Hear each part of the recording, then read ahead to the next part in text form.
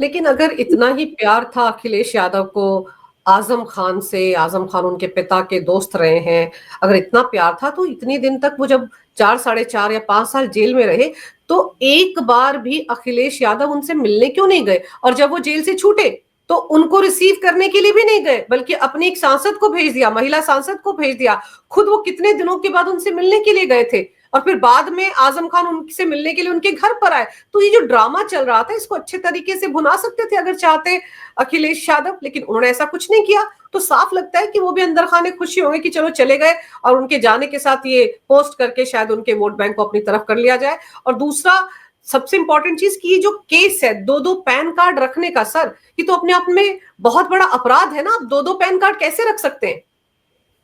देखिए, ये जो इनको सजा हुई है, जो 7 साल वाली जो जेल हुई है, बाकी सब तो 420 वगैरह की सजाएं हैं, जो ये यहाँ डायलॉग मारते थे मीडिया में बैठ के, और मीडिया भी दिखाता था और इनको शहीद की तरह पेंट किया जा रहा था कि मैं तो चोर हूं और मुझे पर तो डकैती का केस लगा दिया उन्होंने, देखो जी बाकी सब ठीक है, मुर्गी चोरी क्यों लगाया टाइप की बातें ये करते थे। लेकिन जिस 467 में जो इनको जेल हुई है, जो 7 साल की जो जेल हुई है, जो सरकारी दस्तावेजों में धांधली करना, मतलब कि किसी भी पैन कार्ड, आधार कार्ड, इस सब की कोई भी धांधली जो होती है वो बहुत गंभीर मानी जाती है। वो एक तरह से स्टेट के विरुद्ध, आपने भारतीय राज्य के विरुद्ध एक जालसाजी की हुई है, क्योंकि सरकारी कागजात हैं वो। आपने पहले बर्थ सर्टिफिकेट लखनऊ नगर निगम से फर्जी निकलवाया, तो मतलब आप ये जो बनाना रिपब्लिक एक इन्होंने बनाया हुआ था, जो इनके समाजवादी राज में जो जंगल राज था, जिसको जंगल राज उत्तर प्रदेश का वर्जन जो था, उसमें जो इन्होंने सोचा था कि जैसे चल रहा है वैसे चलता रहेगा, आगे कोर्ट भी इसको, जैसे एक होता है ना कि समाज मान लेता है कि चलो इतना तो चलता है, इतना ये छोटा मोटा मामला है, तो अब नहीं छोटा मोटा मामला है, क्योंकि कानून की किताब में यही लिखा हुआ है, यही सजा लिखी हुई है, तो वो सजा तो आपको काटनी पड़ेगी, आपको इस बात का डिस्काउंट नहीं मिलेगा कि आप आजम खान हो। दूसरी बात यह है कि जैसे अब ये आपने जैसे अभी आपने उसमें कहा कि भाई इनके साथ मिलने जा सकते थे, जैसे लालू यादव वहां बिहार में अपने बेटे के ही बंधक बने हुए हैं, बेटियां मार कर निकाली, चप्पल से मार के निकाली जा रही हैं, तो वही सब स्थितियां तो उत्तर प्रदेश में अखिलेश यादव ने अपने पिता मुलायम सिंह यादव के साथ भी किया था। मंच से माइक छीन लेना, अपमानित करना, ये बात आई कि उनको बंधक बना लिया। अमर सिंह कहा करते थे कि भाई उनको तो बोलने नहीं दिया जाता है, वो तो घर में बंधक है, वो बोल ही नहीं सकते। यही उन्होंने अपने चाचा जी के साथ किया, उन्होंने किसी तरीके से अपनी इज्जत बचाई, अलग पार्टी बनाई, फिर उसके बाद वापस इन्हीं की शरण में आए। तो कुल मिलाकर वो जो शैली, जो एक मुगलिया, जो जिस इस्लामी राजनीति को ये करते हैं, उसी की मानसिकता के भी शिकार हो गए। तो अब इनके सामने समस्या क्या है कि जब आप, मतलब आप कैसे जाओगे मिलने? आपने अपने पिता के साथ भी तो वही किया है, आपने अपने चाचा के साथ भी तो वही किया है, अब आप इनके साथ, अब आजम खान के साथ आप कैसे वो कर लोगे? और आप तो एक राजपुत्र भी हो ना, आप नेता तो हो नहीं, आपको तो चांदी के चम्मच में लगाकर आपको ये पार्टी मिली थी, आपको कोई उसका वो थोड़ी, आपका अहंकार इतना बड़ा है कि आप नहीं जा सकते हो। इसीलिए उन्होंने अपनी महिला सांसद को भेजा, इसीलिए उन्होंने बाद में भी गए, किसी ने हो सकता है इनको कहा हो कि भाई देखिए बहुत थू हो रही है, आप चले जाइए, ताकि एक मतलब एक बना रहे, एक डेकोरम बना रहे। तो कुल मिलाकर अब यही बात है कि जब अहंकार की ही राजनीति है, तो फिर अहंकार की राजनीति उसी तरीके से होती है जिस तरीके से अखिलेश यादव कर रहे हैं। पर चंद्र प्रकाश जी, दो पैन कार्ड बनाकर इन्होंने किया क्या? क्या इन्होंने चुनाव लड़वाया अपने बेटे से, जब वो अब्दुल्ला आजम से चुनाव लड़वाने के लिए नया पैन कार्ड बनाए, या फिर ये माना जाए कि काला धन था उसको ठिकाने लगाने के लिए दो पैन कार्ड बनाए?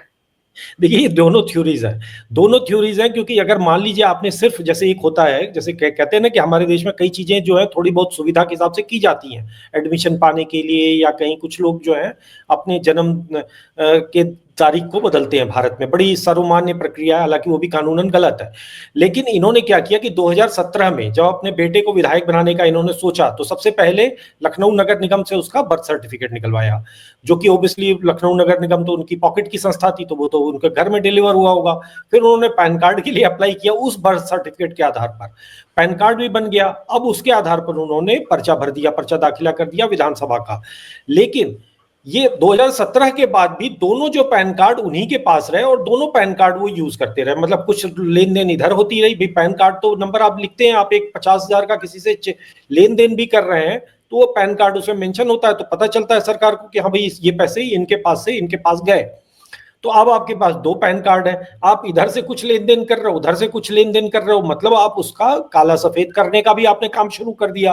तो ये तो निश्चित रूप से कि ये वाला जो उनका मूल कार्य है वो भी किया उन्होंने, और ये धांधली भी की पर्चा दाखिला के लिए। अच्छा देखिए, दूसरी बात ये है कि इसमें इनके जितने भी मामले, जितने भी इनके विषय हैं, वो सब कहीं ना कहीं, चाहे वो जौहर यूनिवर्सिटी का हो, चाहे बाकी जो आरोप है, वो भी तो काला धन, अवैध लेन देन, तो ऑब्वियसली ये पैसा जो है करोड़ों में रहा होगा, करोड़ों में रहा होगा पैसा। उसमें कुछ आपने अलग तरीके से खपाया होगा, कुछ आपने अपने 2 पैन कार्ड से खपाया होगा। तो अब वो क्या किया होगा, वो तो डिसीजन में शायद, अगर अभी उसका अभी ऑर्डर में देख रहा था, शायद अपलोड नहीं हुआ अभी तक, लेकिन वो ऑर्डर जब आएगा तो बहुत डिटेल में पता चलेगा कि क्या क्या इन्होंने गुल खिलाया था। क्योंकि जब उनसे पूछा गया ना कि आपको सजा हो गई इस मामले में, क्या कहेंगे, तो उन्होंने कहा अदालत है, सब ठीक ही होगा, जज है, ठीक ही सुना होगा उन्होंने। मतलब कितने, जिसे कहते हैं कि प्रवचन देना शुरू कर देते हैं आजकल। और 2 बिस्किट के पैकेट लेकर वो जेल गए हैं। आपको याद होगा जब वो रिहा होकर बाहर आए थे तो उनका कहना था कि मैं तो जेल में अचार से रोटी खाता था, मुख्तार का हाल देखकर मैं डर गया था। इस तरह की बातें भी उन्होंने की इन 55 दिनों में, जब तक वो जमानत पर बाहर आए। देखिए, उनको डरना चाहिए। जब तक 2000 जब तक वो रहे उत्तर प्रदेश में सक्रिय, उत्तर प्रदेश की जनता डरती रही इनसे। रामपुर की जनता ही नहीं डरती रही, पूरे प्रदेश की जनता इनसे कांपती थी। ये जिस तरीके से इन्होंने कुंभ में किया, बाकी जगह, बाकी जो इनका तरीका, तौर तरीका था, प्रशासन डरता रहा, अधिकारी डरते रहे, जनता के ऊपर इनके अत्याचार हुए। कुंभ में जो गंगा जी की सफाई के लिए जो मशीनें आई थी, वो मशीनें ले जाकर इन्होंने अपने उस जौहर यूनिवर्सिटी में जमीन के अंदर से निकाली गई यूनिवर्सिटी। मतलब सोचिए कि मतलब एक होता है ना कि एक अपराधी, एक होता है कि एक घोटालेबाज, ठीक है, अपना लालच आया, अपने कुछ पैसा था इधर उधर कर लिया। अरे जो मशीन गंगा जी की सफाई के लिए आई हुई है, वो जब्त हो रही है आपकी यूनिवर्सिटी की जमीन में गड़ी हुई। मतलब आप उसका उपयोग भी नहीं करने वाले हो, आप उसको अपनी जमीन में गाड़ लेते हो। क्यों गाड़ लेते हो, मतलब इसके पीछे की क्या मानसिकता, मुझे आज तक वो समझ में नहीं आया है कि ये आदमी क्या साइकोपैथ है कि मतलब इस तरीके का आप काम कर रहे हो। तो जो आदमी इतना भ्रष्ट, इतना बदतमीज, बदजुबान, मतलब एक इस आदमी के साथ जितनी भी ऐसी विशेषताएं लगाई जाएं, और ये जो 23 सितंबर के बाद से जो ये मुक्त रहा है, उसमें भी लगातार इसकी इनकी यही शैली थी। तो ये जो विनम्रता है, उस विनम्रता में भी कहीं ना कहीं उनका यही एक व्यंग ही होता है। ऐसा तो है नहीं कि वो सुधर जाएंगे। तो आजम खान की शैली आज की थोड़ी है, ये तो 1965 के युद्ध के समय से भी इनकी चर्चाएं शुरू हो गई थी। उसके अलावा भारत माता को ये अनाप शनाप बोलते रहे, भारत माता का नाम लेकर गालियां देते रहे। तो इनके जितने भी पाप निकल रहे हैं वो भी पाप कम है। ये जितने भी इनका, चाहे वो भय है जो उनके मन में अचार खा रहे हैं, मैं मतलब उत्तर प्रदेश के लोगों की जो बद्दुआ है, वो तो ये इस तरीके का अगर पूरा असर दिखाएगी तो इनको अचार भी ना खाने को मिले। बिल्कुल, क्योंकि मुख्तार का नाम लेकर कहा था ना कि जैसे फूड पॉइजनिंग से वो मारा गया था तो मुझको भी डर लग रहा था, इसलिए मैं खाना नहीं खाता था जेल का। अभी 2 पैकेट बिस्किट लेकर गए तो मुझे लगता है अंदर अब बिस्किटों पे ही जिंदा रहेंगे, क्योंकि अचार और रोटी तो पिछली बार खा रहे थे। लेकिन आप इनकी स्टेटमेंट्स को याद कीजिए, कैसे इन्होंने कहा था मैं कसम खाता हूं कि जो आईएएस ऑफिसर है इनसे अपने जूते साफ करवाऊंगा। इनकी भैंस गुम गई थी तो याद कीजिए कैसे यूपी पुलिस की हालत खराब कर दी थी उन दिनों में। तब तो इन्हीं का राजकाज चलता था, इन्हीं की तूती बोलती थी। देखिए, उससे पहले इनके कुकर्मों की सूची बहुत पहले से शुरू होती है। एक उत्तर प्रदेश में जो 1965 की जो लड़ाई हुई थी पाकिस्तान के साथ, उसमें एक मैं मतलब सिर्फ मीडिया रिपोर्ट्स को मैं कोट कर रहा हूँ कि जो मैंने यहाँ वहाँ पर सुना और देखा है, और कई लोग, स्थानीय लोग इसकी पुष्टि भी करते हैं कि उस वक्त क्या हुआ था कि जब युद्ध चल रहा है बॉर्डर पे, और रामपुर के कैंटोनमेंट से जब सेना के टैंक और वो सब निकले, तो वहां पर उन पर पथराव हुआ था सेना की गाड़ियों पर। जो बख्तरबंद गाड़ियां, टैंक और तोपें वगैरह थी, उन पर स्थानीय लोगों ने पत्थर मारे थे और सड़क तोड़ दी थी कि वो आगे तक जा ना पाए, हाईवे तक जा ना पाए, इसलिए सड़क तोड़ दी थी। तो ये, और बाद में ऐसा कहते हैं कि उस जो दल था, जो टोली थी, उसका नेतृत्व ये सज्जन कर रहे थे। तो अगर जिस आदमी, और उसके बाद उनकी इसी सब प्रशंसा से, इसी सब से वो धीरे धीरे अपने समाज में लोकप्रिय होते गए। फिर वो अलीगढ़ मुस्लिम यूनिवर्सिटी पहुंचते हैं, फिर उनकी राजनीति उसी तरीके की रही है। फिर वो भारत माता को लेकर अनाप शनाप बोलने के लिए प्रसिद्ध होते हैं। तो कुल मिलाकर इनकी पूरी एक जो होता है ना कि जड़ ही गंदी है, नीचे से ही आदमी जो है वो उस समय 17 साल का हुआ करता था, 17-18 साल का। तो सजा तो इनको इस सब केसेस में भी होनी चाहिए थी। ऐसा नहीं है कि इनको इस सब मामले में सजा नहीं। भैया, भारत माता का नाम लेकर आप इस तरीके की गालियां सार्वजनिक रूप से देते रहे, अगर आज का समय होता तो सजा होती। लेकिन ठीक है, कोई बात नहीं। अब यही सब छोटे छोटे मुर्गी चोरी और सब में ही सजा हो तो कम से कम मतलब भगवान के घर देर है अंधेर नहीं है। तो इनका जो इतिहास है, जैसे ये भैंस चोरी वाली आपने बात कही, मैं देख रहा था कि जो रामपुर के नवाब हैं, जो का जो परिवार है, जो तीसरी पीढ़ी जिनसे आजकल ये टकराए रहते हैं, वो भी मुसलमान हैं।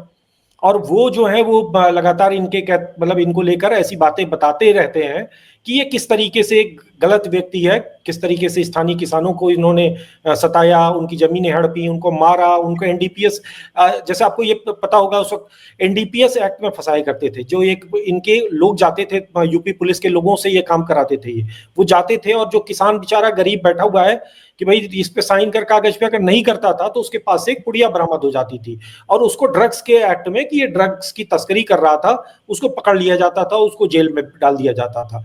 तो ये जो अत्याचार, ये जो नाइंसाफी, ये तो बहुत पुरानी बात नहीं है, ये तो ये 2012 से 17 तक के बीच की भी इनकी ये कारस्तानियां हैं। तो कुल मिलाकर इनके कुकर्मों की सूची इतनी लंबी है। तो अब ये भैंस की जो है वो, चूंकि भैंस वाली बात मीडिया में बहुत पब्लिसिटी मिल गई, लेकिन इनका जानवरों से तो पुराना रिश्ता रहा है, चाहे मुर्गी चोरी हो या भैंस वाली भैंस ढूंढवाना हो। वो रामपुर के जो नवाब की वो थे, वो बताते हैं कि उनके दादाजी जो थे वो घोड़ों के बाल काटने के लिए इनको नौकरी पर रखा था, इनके दादाजी को। आजम खान के दादाजी रामपुर के नवाब के घर की घुड़साल में घोड़ों के बाल काटा करते थे, मतलब घोड़ों के हजाम थे। आज वो शायरी और बड़ी नफासत और नजाकत टाइप की बातें करते हैं, उनका पारिवारिक इतिहास ये रहा।